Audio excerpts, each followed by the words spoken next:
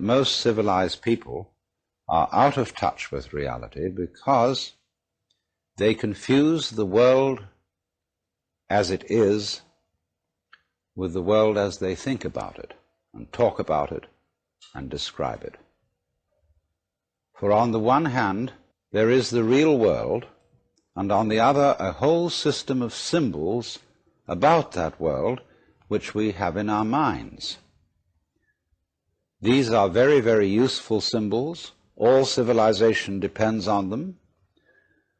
But like all good things, they have their disadvantages, and the principal disadvantage of symbols is that we confuse them with reality, just as we confuse money with actual wealth, and our names about ourselves, our ideas of ourselves, our images of ourselves with ourselves. Now, of course, reality, from a philosopher's point of view, is a dangerous word. A philosopher will ask me, what do I mean by reality? Am I talking about the physical world of nature?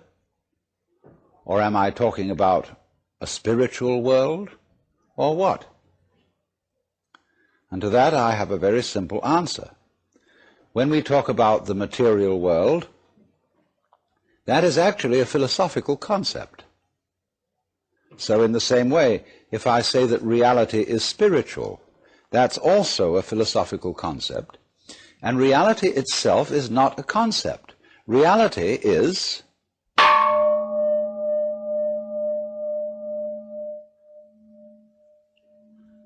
and we won't give it a name. Now, it's amazing what doesn't exist in the real world. For example, in the real world, there aren't any things, nor are there any events. That doesn't mean to say that the real world is a perfectly featureless blank. It means that it is a marvelous system of wiggles in which we descry things and events in the same way as we would project images on a Rorschach blot or pick out particular groups of stars in the sky and call them constellations, as if they were separate groups of stars. Well, they're groups of stars in the mind's eye, in our system of concepts. They are not out there as constellations already grouped in the sky. So in the same way, the difference between myself and all the rest of the universe is nothing more than an idea. It is not a real difference. And meditation is the way in which we come to feel our basic inseparability from the whole universe. And what that requires is that we shut up. That is to say, that we become interiorly silent and cease from the interminable chatter that goes on inside our skulls.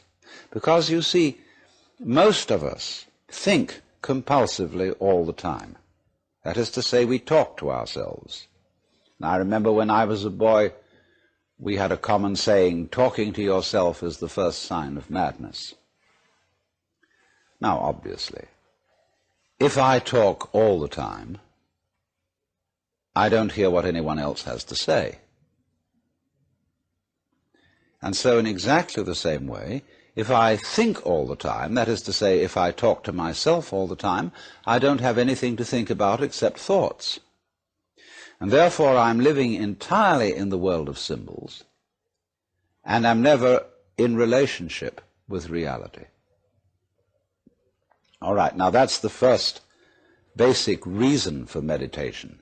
But there is another sense, and this is going to be a little bit more difficult to understand, why we could say that meditation doesn't have a reason or doesn't have a purpose. And in this respect, it's unlike almost all other things that we do, except perhaps making music and dancing. Because when we make music, we don't do it in order to reach a certain point, such as the end of the composition. If that were the purpose of music, to get to the end of the piece, then obviously the fastest players would be the best. And so likewise, when we are dancing, we are not aiming to arrive at a particular place on the floor, as we would be if we were taking a journey. When we dance, the journey itself is the point. When we play music, the playing itself is the point. And exactly the same thing is true in meditation. Meditation is the discovery that the point of life is always arrived at in the immediate moment. And therefore, if you meditate for an ulterior motive, that is to say, to improve your mind, to improve your character, to be more efficient in life, you've got your eye on the future and you are not meditating. Because the future is a concept. It doesn't exist. As the proverb says, tomorrow never comes. There is no such thing as tomorrow. There never will be, because time is always now. And that's one of the things we discover when we stop talking to ourselves and stop thinking. We find there is only a present, only an eternal now. So it's funny then, isn't it, that one meditates for no reason at all, except we could say for the enjoyment of it. And here I would interpose the essential principle that meditation is supposed to be fun. It's not something you do as a grim duty. The trouble with religion, as we know it, is that it is so mixed up with grim duties. We do it because it's good for you. It's a kind of self-punishment. Well, meditation, when correctly done, has nothing to do with all that. It's a kind of digging the present. It's a kind of grooving with the eternal now. And brings us into a state of peace where we can understand that the point of life, the place where it's at, is simply here and now.